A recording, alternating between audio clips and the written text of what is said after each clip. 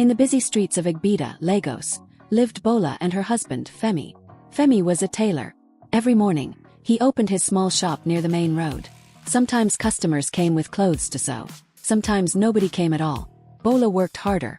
In the daytime she cleaned offices. At night she went for her night shift at a factory.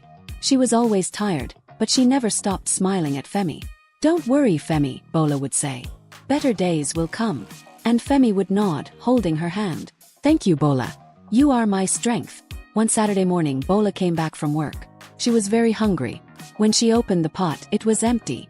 "Femi, what will we eat today?" she asked softly. Femi scratched his head. No customer came. I didn't make any money." Bola sighed but did not complain. She quickly arranged Gary with groundnut. They ate together, laughing as if they were eating fried rice and chicken. Their love was bigger than their hunger. The next week something happened. A woman named Mrs. Adeyemi brought cloth to Femi's shop. She wanted a beautiful dress for her daughter's birthday. "Femi, can you sew this for me?" she asked. "Yes, Ma," Femi said, smiling. Femi worked all night on the dress. When Bola came back from her night shift, she saw him still sewing. She placed her hand on his shoulder. "You are working so hard," she said. "For us," Femi replied. On the day of delivery, Femi carried the dress carefully to Mrs. Adeyemi's house. When her daughter wore it, everyone clapped. "Wow, beautiful dress," people said. Mrs. Adeyemi smiled. She paid Femi well and promised to bring more customers. Femi ran home with joy. "Bola, Bola. See, things are changing." Bola hugged him. "I told you better days will come." Days later, Bola came back from work and saw Femi cooking noodles in the small kitchen. "Femi, you are cooking." Bola laughed. "Yes," he said proudly. "My tailor hands can cook too." They sat together, eating and talking about their dreams. Maybe one day they would open a bigger shop. Maybe one day Bola would not need to work day and night. But outside their small window, life in Lagos was waiting with new surprises. Work began to flow into Femi's shop. People liked his neat sewing and customers kept coming. First Bola was happy. She thought at last life will be easier. But slowly, things began to change. Every evening, a young woman named Peju, who sold food near Femi's shop, started spending more time with him. She brought him plates of rice and beans, smiling and laughing with him. When Bola left for her night shift, Femi no longer stayed at home waiting for her. Instead, he would invite Peju into their small room. In the mornings before Bola returned, Peju was gone, like she had never been there. One evening, Bola gave Femi some money to buy foodstuff for the week. The next day, when she checked the kitchen, the rice bag was almost empty. "Femi, what happened? I thought you bought rice," she asked. "Ah, Bola, my machine spoiled," Femi lied quickly. "I used the money to fix it." Bola sighed. She was tired, but she trusted him. "All right, Femi. We will manage." But Femi's machine was working fine. The truth was that he had given the money to Peju. Soon, Bola noticed that Femi never had money, even though customers were paying him. "Where is all the money going?" she wondered. One day she asked him directly. "Femi, you said customers are paying you, but we are still struggling. Why?" Femi frowned. "Ah, Bola, business is not as good as you think. Don't disturb me." Bola wanted to believe him. She didn't know that almost every night, Peju left Femi's shop with some of the money he earned. Bola worked as a cleaner in a big house not far from Igbita. Her bosses were Mr. and Mrs. Rowland. Mr. Rowland was in his 50s, gentle and kind. His wife, in her 40s, was also nice but often sad. The couple had everything: cars, a big house, good jobs. But one thing was missing. They had no children. Mrs. Rowland had suffered 2 miscarriages. And once, even a baby from surrogacy didn't survive. One afternoon, after Bola finished cleaning, Mrs. Rowland called her into the sitting room. "Bola, you are a strong woman," she said softly. "Would you help us? We want to try surrogacy again, but this time with someone we know and trust. We will pay you 5 million naira." Bola was shocked. "Ah, Madam, me? To carry my first child for someone else? I don't know if I can do that." That night, Bola told Femi everything. His eyes widened when she mentioned 5 million naira. "Bola, that is big money. Do you know what we can do with that? We can move out of this one room, open a big shop, even buy land." Bola shook her head. "But Femi, it is not easy. How will I carry a baby and give it away? It will break my heart." Femi touched her hand. "Think about our future, Bola. Just think about it." Bola couldn't sleep that night. She kept turning on the small mattress, her heart heavy. A week later, Bola walked slowly to work. She had made up her mind.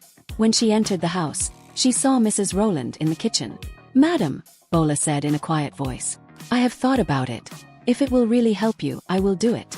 Mrs. Rowland smiled for the first time in a long while. "Thank you, Bola. You are an angel." But that same week something unexpected happened. Mrs. Rowland went to the hospital for her usual checkup. The doctor smiled at her. "Madam, congratulations. You are pregnant again." Tears filled Mrs. Rowland's eyes. She couldn't believe it. When Bola came to work the next day, she gave her the news. "Ah, madam, congratulations," Bola said, hugging her. But inside, her heart felt mixed. She remembered the 5 million naira. And how Femi's eyes had shone when he heard it. When Bola told Femi that night, his face fell. "Ha! After all my plans," he muttered. "That money would have changed our life." The months passed.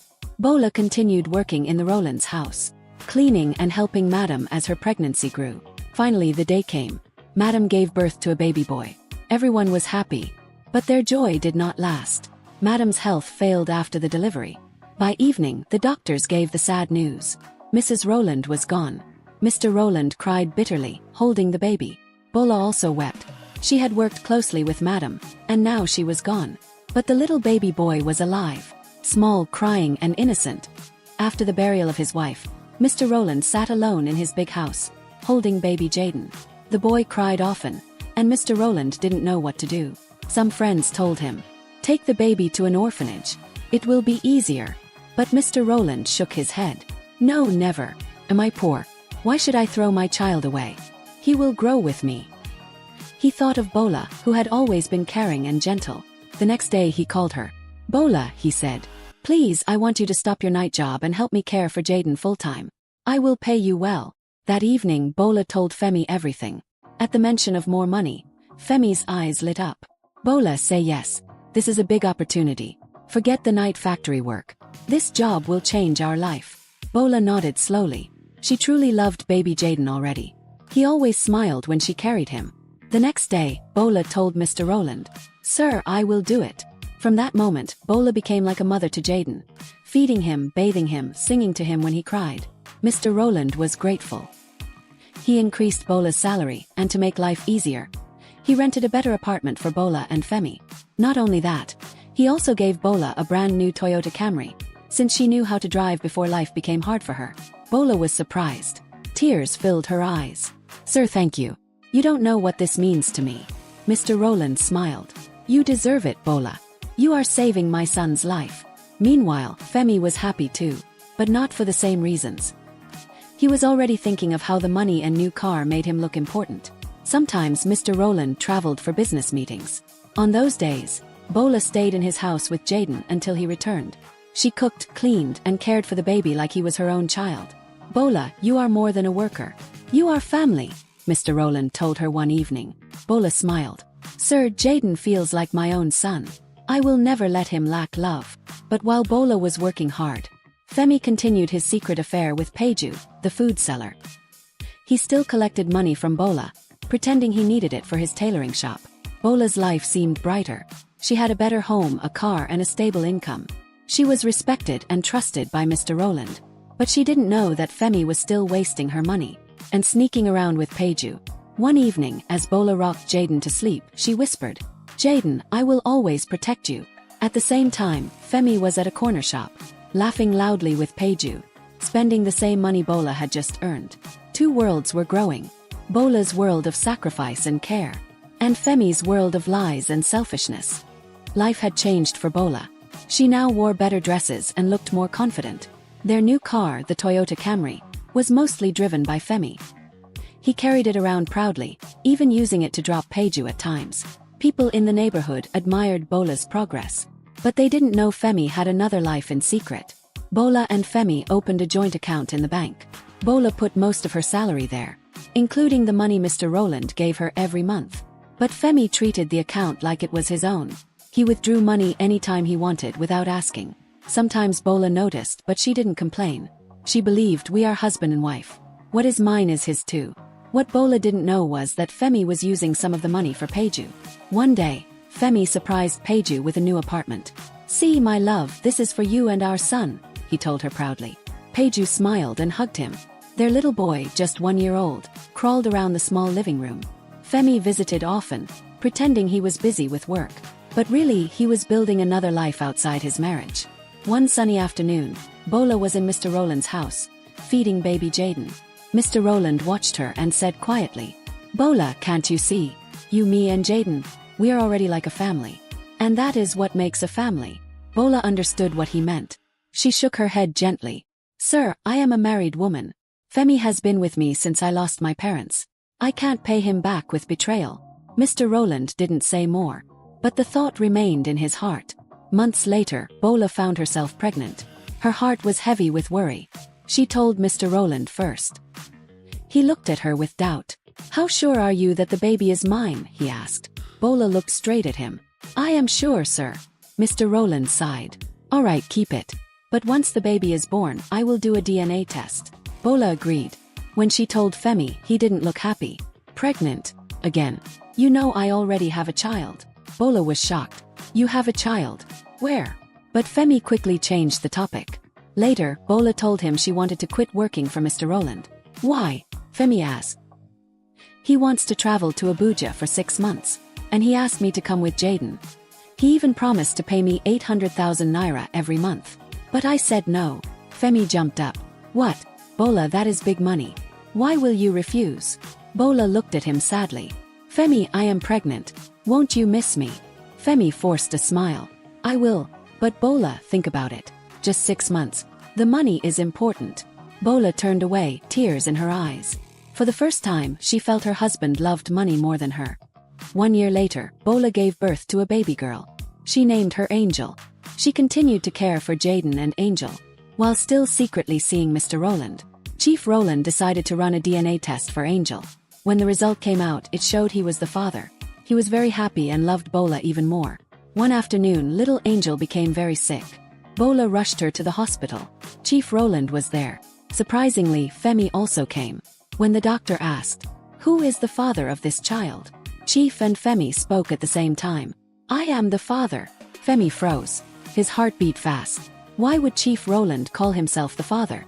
When they got home, Femi confronted Bola. "Bola, tell me the truth.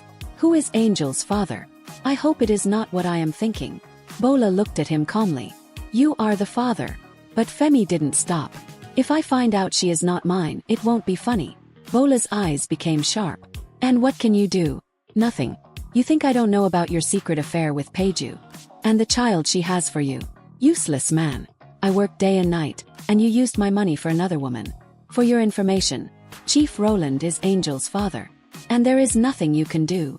Femi stood in shock, unable to speak. The next day, Femi went angrily to Chief Rowland's house. "You snatched my wife," he shouted. But Chief didn't say a word. He looked at Femi quietly and walked away. Days later, Femi tried to withdraw money from their joint account. The ATM card didn't work. He rushed home. "Bola, what happened to the card?" "I want to withdraw." Bola laughed. "Withdraw what? Did you ever put money there?" "For your information, this apartment was rented by Chief for his children. Since you went to insult him, you can't stay here anymore. Go and live with your side chick, Peju." Femi carried his bag and went to Peju's apartment. But when he entered, he saw another man inside, playing with Peju's son. "Who is this?" Femi asked in confusion. Peju smiled coldly. "This is the new father of my child. Since you can't provide for our needs anymore. And as for me, I only know money and you knew about it also. So this is our new daddy." Femi's mouth opened wide. Tears filled his eyes. His world collapsed in one moment. Meanwhile, Bola moved in with Chief Rowland, taking Jaden and Angel with her. Months later, they all traveled abroad to start a new life. Femi was left with nothing. No wife, no children, no money, no love. Moral lessons. Love is built on trust. Lies and betrayal will always destroy a home. Greed can blind a person. Femi loved money too much and lost everything. Be faithful and content. Bola and Femi could have built their future together if there was honesty. Choices have consequences. Every action, good or bad, will one day return to you.